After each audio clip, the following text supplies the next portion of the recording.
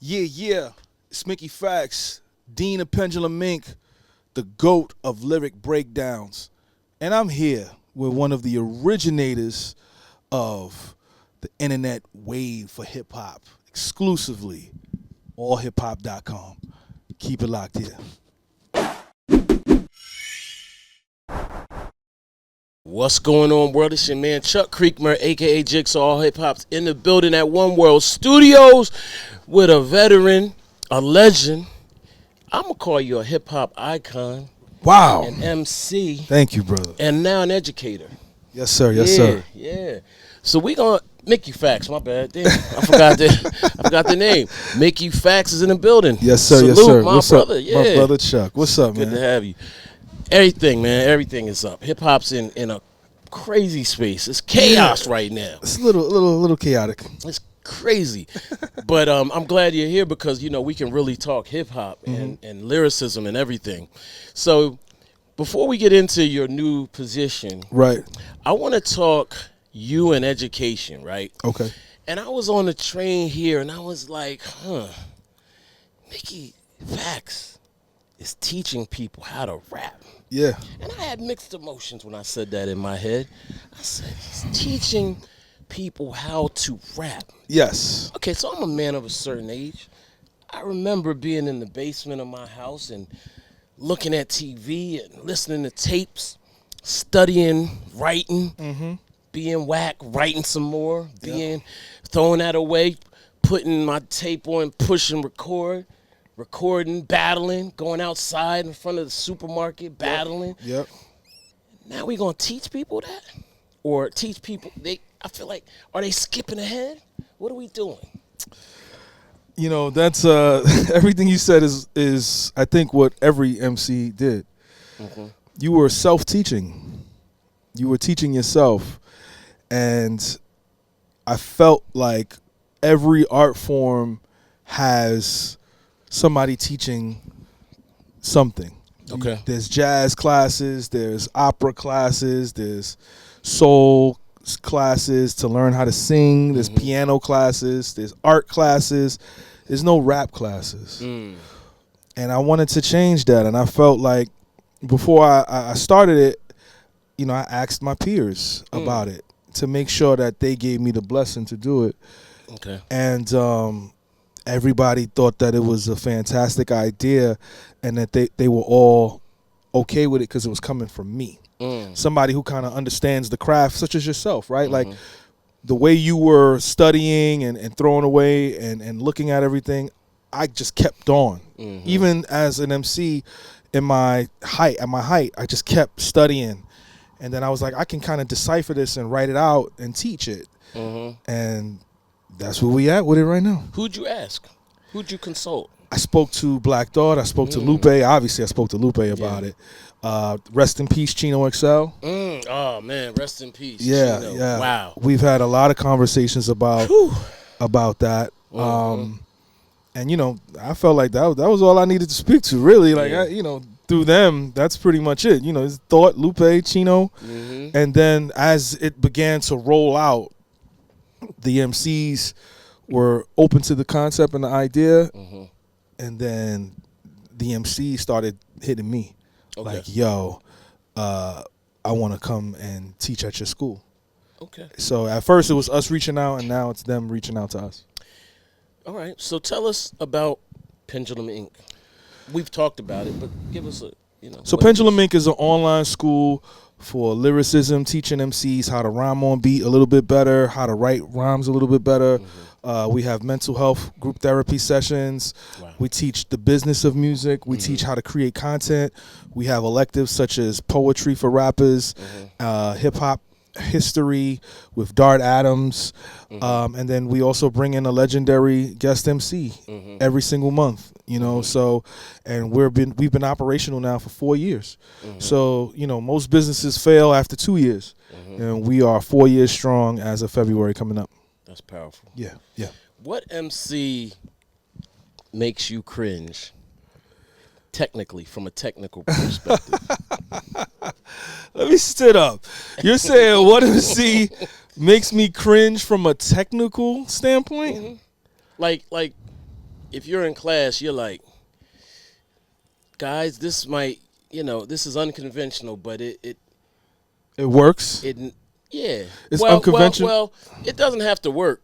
I'm actually not talking about what works. You know what I mean? Like, put it like this: when I'm in art class, my art teacher, within being creative, right, he would say that's poor technique, or right. Oh, so you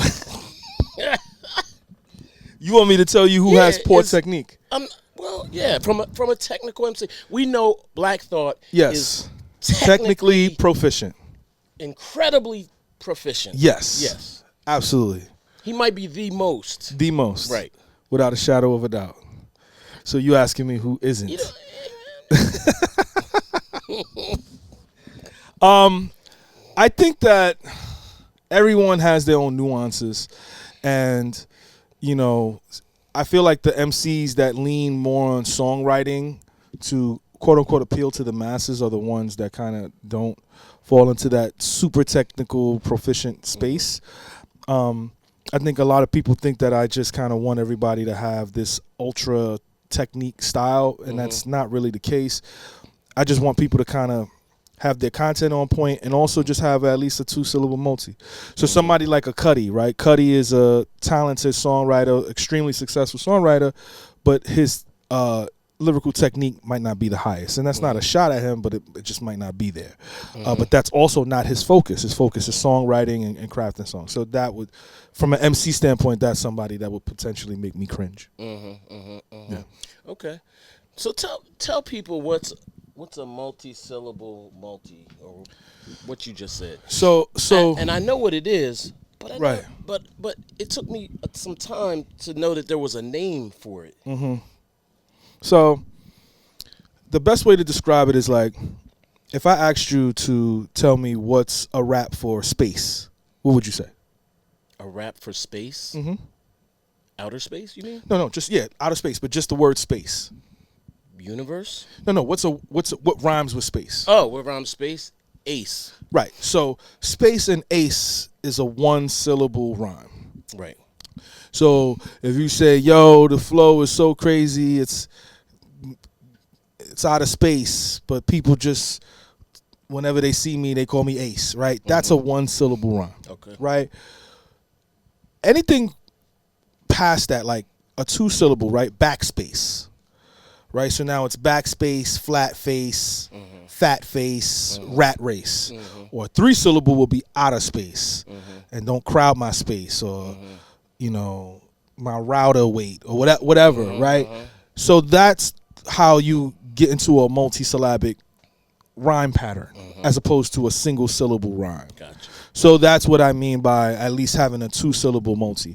And when you think about that, like even like some of the best songs of all time have that, right? Like Amazing Grace, How Sweet the Sound, right? Save the Wretch Like Me, once was lost, now found, blind, but now I see, right? So like, that's a 2-syllable multi. Yeah. So for me, that's what I mean by that.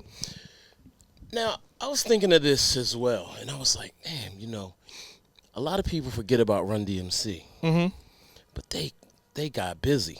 You know what I'm saying? And they tend to keep it single syllable. Am I correct in that? Here and there. I mean, but they were the 80s, but here and there. Yeah. Higher, fire, retire. I'm thinking about, yeah, I'm the king of rock. There is none higher. Sucker MCs, they call me sire. That's a 2-syllable multi. That's a 2-syllable multi. Yes. Fire, higher. Okay, got you. There we go. Come on. You ain't going to catch me. You ain't going to catch me. It feels like a single syllable, though. It does, but it isn't. Yeah. Yeah, it's not. It's one word. So cat, with 2. Hat would be. Yes. One. So sire, fire is one word with 2 syllables. Got you. Okay. All right. Yeah, so, come on, man. I'm just trying to ride for Run-DMC. That's all I'm really trying. Shout out to Run-DMC, man. Yeah, no doubt. DMC, by the way, he came to the school. Oh, he came to Pendulum Inc. Yes. I'm better known as Quiet Storm. I don't talk too much, but I got beat. When I kill MCs, I cause grief. Devastate my control is my main goal. My name is Daryl, but his name is Joe. Shout out to DMC. I love DMC, man, because to me, he at a point, he was the MC's MC. Yes, he was. He wasn't flashy. Run was always swagged out and brazen or whatever. He was quiet in the back. then he just comes through. You know what I mean? So that's my man. DMC. So let's move forward just a little bit to what you're doing at NYU. Yes. New York University. We almost never say that. Yeah. NYU. Talk about that a little bit. That was a very interesting. It's still a very interesting scenario. Tomorrow's my last day. Okay. I was at a lunch meeting with Ray Daniels' business partner, and we were discussing some stuff about me, being a permanent person on the podcast. And I got a random text saying, yo, this is Dan Charnas. I work at NYU. We would love for you to be a professor here this year. Wow. And I thought it was spam, so I just let it sit for like 20, 30 minutes because I was like, what? And I told my guy, Mike, shout out to Mike, and we were like, I was like, I think this is like spam, bro. Right. So I went on LinkedIn and saw it was a real person. You don't know Dan Charnas? Nah, now I do. Come on. Now I do. Shout out to Dan. I called him, and the rest is history. Like, yeah. I got fast-tracked pretty fast. Okay.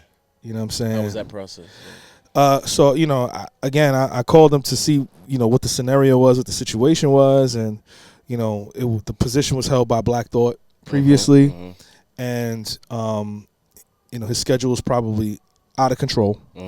So so they called me. I was like the next up in line. Okay. And, they told me what was required. I thought it was going to be virtual. They was, I live in Atlanta now. They was like, nah, you got to be in person. So I was like, okay, let's make sure I got the gig first. Once I got the gig, I started booking my flights to be up here once a week. Wow, that's dope. You know what I'm saying? And, yeah, I teach like a full college course. Yeah. Full college course with real college credits. Wow. Yep. How were the students? Did anybody give you a hard time?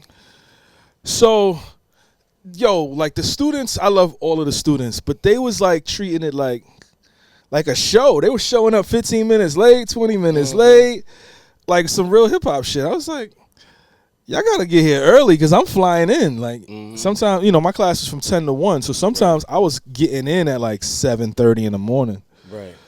So I'm like, y'all, if I could be here early, I could be here early. Yeah. And then, but, the students was cool. I mean, I had a couple people FaceTime in, met the man FaceTimed in to show love. My student at Pendulum Inc, Maya the Dawn, she FaceTimed in to show some love. And, we got Corey Guns coming in tomorrow. So I just think it's one of those scenarios where the students, they were just happy that they were learning from someone such as myself, who's had highs, had lows, could give them experience, not just from writing and performing standpoint, but also just from an artist standpoint, because they're learning, because they're in the Clive Davis Institute, so it's NYU, but it's the subject of the Clive Davis Music School. They're learning from professors that were musicians, people that potentially were managers and some business attorneys, but not really from a rapper who's experienced the ups and downs, who's worked with people that they listen to. So it was kind of a eye-opening experience for both of us. Gotcha. All of us, pardon me. That's what's up. All right, so let's talk hip hop a little bit. Yeah. I'm gonna keep it a buck. And I think we talk about this from time every to time. time we talk. Yeah. But let me say this: that Royce, Ransom, you, Lupe, yeah, RJ, and whoever else was around. Right. I replay that over and over because I feel like it might have been the greatest thing that never happened. Let me ask you a question. Okay. What did you want to happen? I wanted. Okay, so from a fiend of battle rap, I kind of low key wouldn't have minded seeing this grand royal rumble, all out rumble. Right. It didn't happen.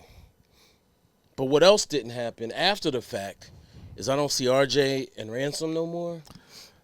That's a fact. I never thought about that. I don't see anything. I felt like they were a great combination. I felt like your relationship, obviously, your relationship, Lupe's relationship, and Royce's relationship, it blew up, right? Yeah. And I was looking forward to that. That brain trust bring something that came out of it, and ultimately, I think we're always in a perpetual state of fighting for the culture from an elite perspective, from a brain perspective, and a lyricist perspective. At that point, Royce was on fire. Yes. You know what I'm saying? He was just dunking. He was 30-foot jumpers, and he was Grammy nominated, and all the things. So that's Royce. I mean, Royce knows how I feel. I tell him, I feel he's a GOAT. You know what I'm saying? And, he's had maybe some health issues or some other issues or whatever the case may be. Prayers up for Royce. Yeah, prayers up. And it felt that you lost relationships were blown up in that instance. And now when you look at the culture now, I just feel it's just, I don't know, it's all over the place. I don't know what I'm trying to say right now. But that moment felt like a big, like a heavy, hard right-hand turn, like we just veering off the cliff. I think everybody was expecting a Royal Rumble. I think everybody was waiting for everybody to jump in. And it just never happened. It just kind of dissipated. Yeah. Lupe and I, we were ready for whatever. We didn't know what was on the horizon. We didn't know who was going to jump in. We didn't know if Royce was going to respond.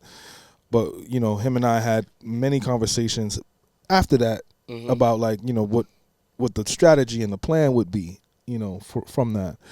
But it just, nothing ever changed. You mean from battling? Not like battling, but more so like, dropping records. Like if it was worthy enough, like we would have to. Y'all had a conversation about dropping records? Yeah. Before Wraith? After Wraith. After Wraith. Yeah. Okay. Because there was just a lot of whispers about who was gonna jump in. There were MCs that were saying that they wanted to jump in. So we figured that it was gonna be one of those scenarios. We didn't know. Yeah. So we were like, all right, well. I said, well, I'm going to wait to see what happens. And, Luke dropped a freestyle every day for like a week. Right. He dropped like 7 freestyles one every day. And he was like, if y'all going to do this, just know that this is the type of time that I'm on. Right. And, I was like, I'm just waiting to see what's going to happen. And when nothing really happened, then it just kind of dissipated from there. Okay.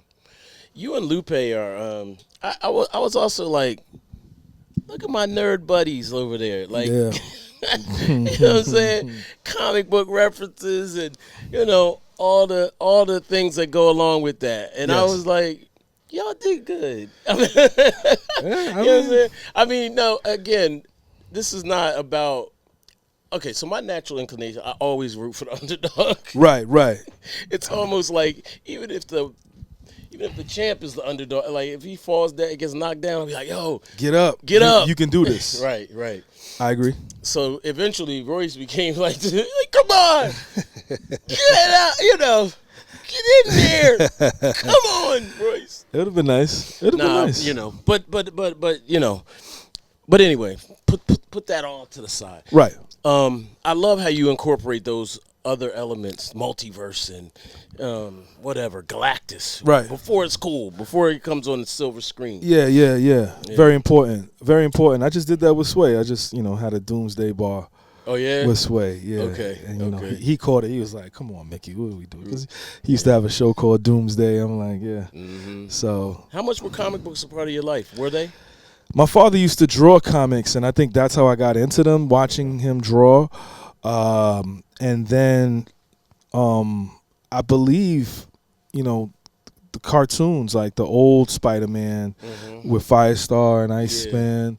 And then my, cousins had Batman comics and some Spectacular Spider-Man comics. So whenever I had a chance, it was colorful. Yeah. Stan Lee was still, he was still writing in the he was still doing comic strips in the paper in the late 80s, early 90s, and then X-Men 92. I think that for all of us kind of shifted us into more of a comic sphere. And then I just started to do the deep dive from there, buying the, I'm from the Bronx, so there used to be a convenient, what did they call those stores? Convenience stores? Yeah. What did it have to stand up? Stationaries, okay. Stationery stores. So they had the comic book cards. So we would either get the basketball cards or the comic cards. Yeah. And I would collect both. Right. So when I got the comic cards, I would get all kind of heroes and villains, and then that's how I learned. Got you. Now, we talked earlier about how crazy it is in hip hop. Yeah. A lot of people like myself are concerned, and I had Eric Sermon in here, and we talked about this. The reality that we've had a good year, right? But I don't get the impression that there is a young, hungry rapper that's taking the torch from Nas, that's taking the torch from Ray, that's taking the torch from Mobb Deep, and that we can champion. And that's in high, remember when Nas first came out? Remember when Kendrick first came out? That circle around him? I don't feel that. And I was talking to Wonder, and I was like, respect to the mass appeal movement, but where's that young rapper that's on these albums to give him the, the layup? That's a great question. I think that there's that new cat from New Orleans. I forgot what his name was, but he's managed by Maya the Don's manager. I forgot his name though, but he's really, really good. Okay. We just gotta find the person. I don't know. I mean, it's a free for all right now. Yeah. Does that give you concern though? Yes and no. From a no standpoint, this was inevitable from my class, right? Like, I think that the AllHipHop and the Nah Rights and the Two Dope Boys, they were pivotal in not only my career, but the landscape of hip-hop and music in general. And you guys shaped a lot of people's lives and the trajectory of where hip-hop was. You guys was the last of the, you guys were like the mutation of what the DJ was.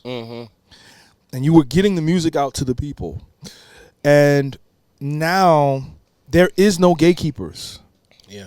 There is no filter. No culture. I remember I saw something that Ebro said. He was like, you guys wanted this. You guys wanted everybody to kind of just be hot. And now look, everybody is doing whatever. I object. I never wanted that. I don't want to say that I want, for somebody who didn't have the means or a budget to make things happen, you guys were like my life preservers. Yeah, that's different though, because we recognized your talent. We recognized talent, and we would curate that talent. But there was DJs that didn't get it. You guys got it. Now think about the people that potentially did have talent that didn't get through the cracks, that you guys didn't get to. Yeah, they probably now they went to SoundCloud, and that became what it became. And then from there, we have the streaming space where you could just anybody could put something out. Yeah, you know what I'm saying. One that could leave here and go and record and put something out. Yeah. And let's just say somebody hears it and it goes viral. Next thing you know, he's not shooting footage anymore here. He got to do shows. That is a possibility that can happen. Yeah. And I think that, to me, is where there needs to be a filter, because And not to say that Wonder wouldn't be talented at what he's doing. You know, it might just be a plaything. It might just be something that he wanted to do. But it's still a fact that, like, there needs to be some sort of filter. Yeah, I agree. As far as lyricism, who are you listening to these days? A lot of my students at Pendulum Inc. I think the Clips did really well. I'm really excited for Conway this week. I'm really excited for Nas this week. Graph. I listen to Graph. He's been on the ground for like 20, 25 years now. Yeah, it's facts. He's finally still about to, you know, show up. Waiting for Saha. You know what's going on. Yeah. Waiting, genius too. Yeah, waiting for a new Thought project. I love Stove God. Hoping that we get something from Royce next year. Yeah. You know. More Lupe.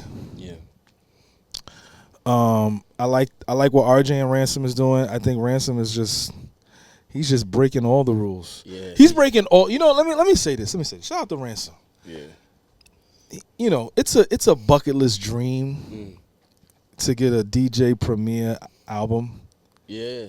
And then a month later, you drop a Conductor album. It's crazy. I was like, what is going on? That is just the definition of breaking every rule. Yeah. Because what? Like, yeah.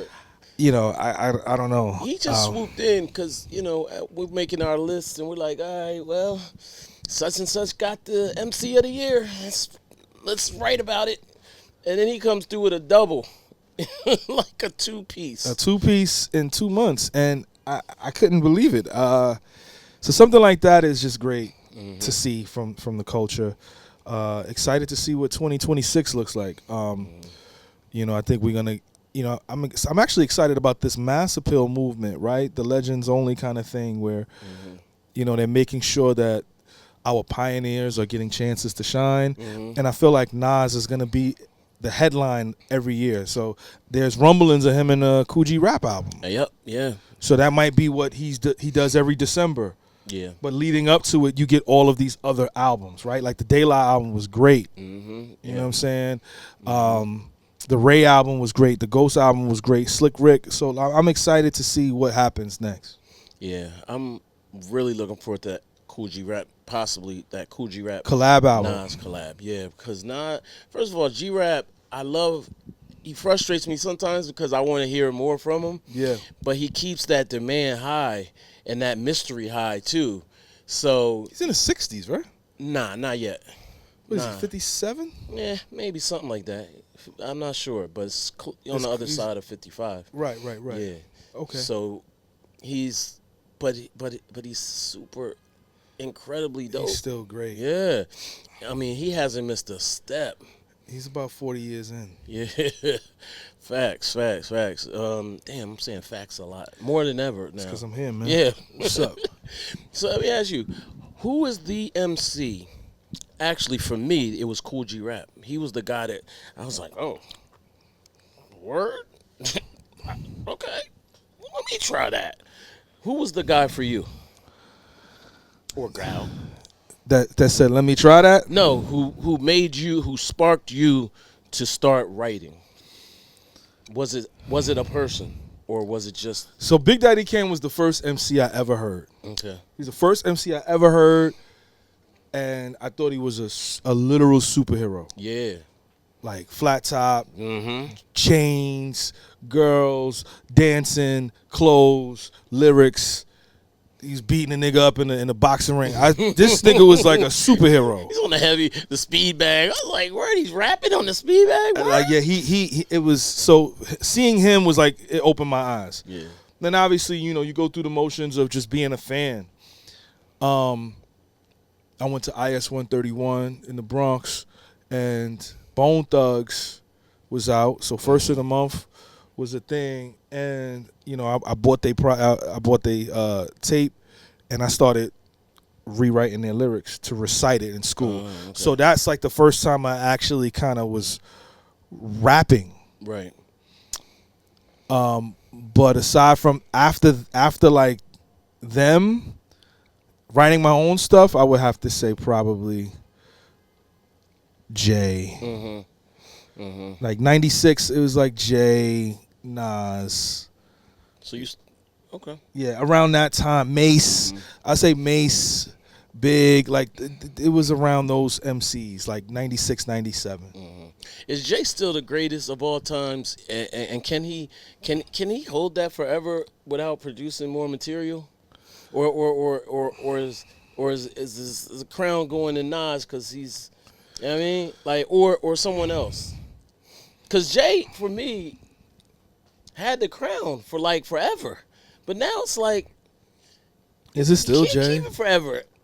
You can't keep it forever. When Jay finally pops out with a verse, it's gonna shut everything. Everything is gonna shut down. A verse? Yes. We need an album. God did that. Shut down everything for a week. At least. Didn't he do that when Nas dropped the album? Like this? So we got a Jay verse coming this week. That's what you're trying to tell us? Maybe. I doubt it. Nah. I don't think a Jay verse could stop this right now with Premier. Well, I would. Yeah. No. I think Jay is the GOAT. Yeah. Well, that's a better question for you. I want to say yes. His last album was what, 2017? Yeah. I'm hearing that he's been recording, but he's not trying to put it out. I'm hearing that he's just like stockpiling records, but he ain't putting anything out. Yeah. No, actually, the last thing we got from him was Jay Electronica. Yeah, that he took off. That could count. Oh, that was crazy. He took off for sure. That was crazy. I mean, that was an amazing project. Is he still a GOAT? Is he still a GOAT? I don't know. He's still a GOAT, but is he the GOAT? Right. See, we should have had this. We should have had this meeting after this Nas project. I need to hear this Premier thing. Yeah. He got a lot of records on there. Third Childhood. Yeah. New York State of Mind Part 3. Yeah. It's a little spooky, man. Like I want to see what he's talking about. I want to hear these beats. So, but I think it's between Jay and Nas. It's between those two. Okay. What do you, from an industry perspective? You know, I think about people like yourself, Saha the Prince, Sari. Wait a minute. Yeah, you got it right. Their names messed up. You got it right. And all the other talented people. And I just sometimes be like, man. You know what I mean? Like, man. Yeah. They should be there too. I agree. You know what I'm saying? How do you feel about that from your personal perspective and the industry perspective? I think it's circumstances, man, and just right timing. It's timing, man. Being in the right place at the right time, making the right decision at the right time. You know, you got to capitalize. And I feel like when I think back in my career, when I was on Jive, I will never forget my project manager when my old one left. He said to me, he was like, my team wanted to go with Paradise. Actually, did we want to go to Paradise? No, we wanted to go pop. We wanted to go pop. About what year? This was 2010. Okay. And my A&R, Jeff Sledge, he was like, let's get the streets first before you go pop. Right. My project manager was like, swing for the fences. He was like, swing for the fences. If you got the record and you feel like it could go, that's what you should probably choose. And for whatever reason, you think about Jive, you think about all the rappers that were signed to Jive, the Clips, KRS-One, they all complained that they wanted them to do different styles of music. But with me, when we had the different style of music, we didn't do it. And it's just the right. You got to make the right decision at the right time, and if you don't, that's it. Yeah, you know what I'm saying. And I'm sure that Sari and Sahai and whoever else that didn't kind of get to where a Kendrick Cole and Drake is at, either it was not a good decision, or it was the right decision, just not at the right time. And you know, that's just sometimes how it goes. Not capitalizing when you're white hot. Right. you know, that's also a thing. You know, you got to strike when the iron's hot. So let's talk about Drake. Yeah. Drake. I've kind of concluded we might need him. What do you think of that? We might need Drake. He might be necessary. So you feel he's a necessary evil? Yeah, if you want to phrase it like that. I don't think. See, my thing with Drake is his album from 10 years ago is the top charted album now, today. I mean, he's an incredible songwriter. He's always been an incredible songwriter, and I don't even think Kendrick would dispute that. I think he should just stay in that space, though. Like, stay in that space when, you know, when it comes to like other things and you're trying to be ultra tough and all of that stuff. I just don't know if that works. Right. Well. Anymore. Right. Right. Because it's not. I don't feel like it's sticking. I don't feel like it's sticking. Like, I liked the last record he put out. Who's calling my phone? What was that record called? Nokia. I love Nokia. I thought Nokia. I like, this is Drake to me. This is Drake. Yeah. I want that from Drake. Right. I don't know if I want toting guns, the guns on the floor, and guns and thugs and I don't know if I want that from him. Okay. Can a lyricist just be a lyricist? Like Kendrick, for example, had affiliations that bolstered him. Nipsey had affiliations that bolstered him. Even back in the day, Boogie Down Productions was like this crew, this posse. I always felt like there was going to be 30 people. Wu-Tang. Never forget seeing Wu-Tang at Howard University, and it was like a line of like 50 people, and RZA was like in the front, and I was like, oh, snap. They bumped me, and I was like, yo, who you think you bumping? And then I see RZA, and I was like, bump, go ahead, you got it. You know what I mean? I get the impression that there are a lot of talented lyricists, but they don't have that movement. Sometimes it's a gang or it's a crew or whatever you call it, but it's synonymous with the streets. The threat of violence. I joke, I jest. I'm trying to think. Like, I guess what I'm saying is, there's there's a lot of intangibles that come along in addition to being talented. Do you think that's still like? Do people still want to see that? People still want to see. Now, people still want to see tough niggas. I think they want to see movement and motion and movements. When I see JID, I think JID is a talented MC. Yeah. I don't see. But he's got Cole. He's got Dreamville. He's got. Cole he hasn't really been rhyming like that. But it's still there in the background. It's not as powerful as Top Dog, TDE, Black Hippie, and Kendrick.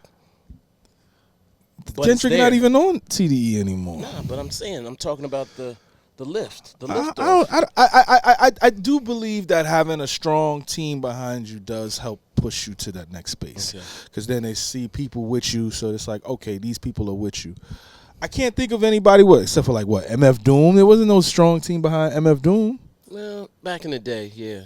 He was definitely affiliated back in the day before he was MF Doom. Right. Yeah. Who was with Cole though? You want to say Dreamville? Jay was with Cole. Jay didn't stand next to Cole, but he was absolutely with him. Jay definitely didn't stand with him. He didn't, but it was for his own good in the long run. That's a good point. Yeah, because if he did that, I don't want to say names of that, but you know what's happened with other amazing artists that were maybe too close. Who was behind Sean? Jay-Z? Big Sean. Big Sean? Big Sean? Big Sean. Oh, Big Sean. Kanye. Yo, that's crazy. I'm like, no, I thought my first thought was Little Sean.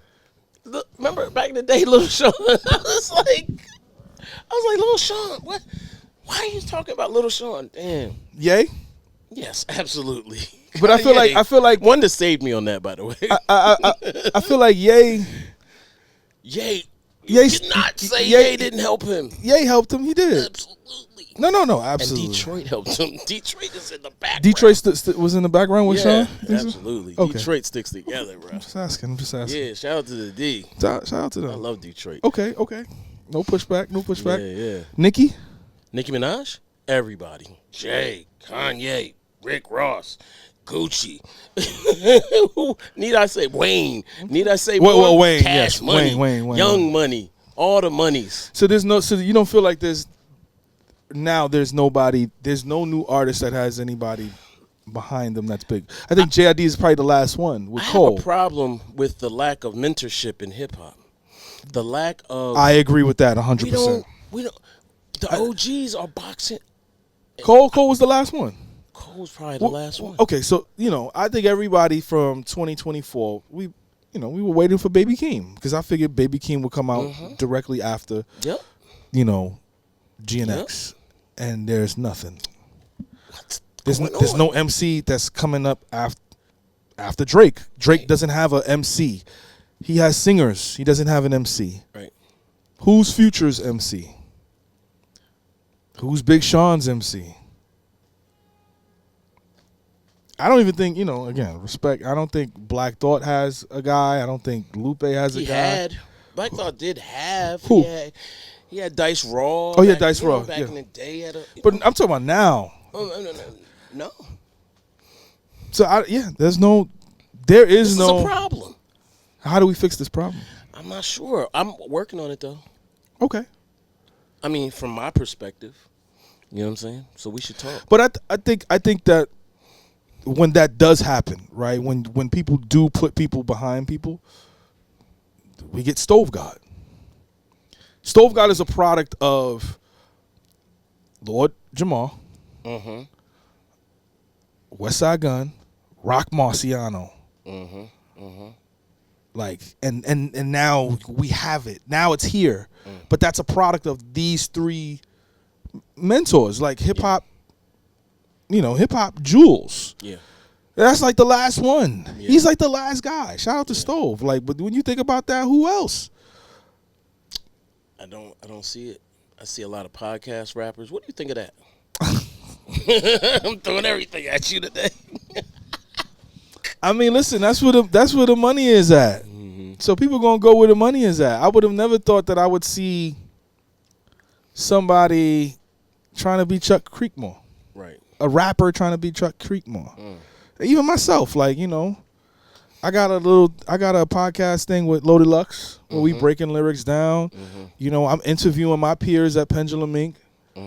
Right? So, yeah, I like podcasts where we talk about rap.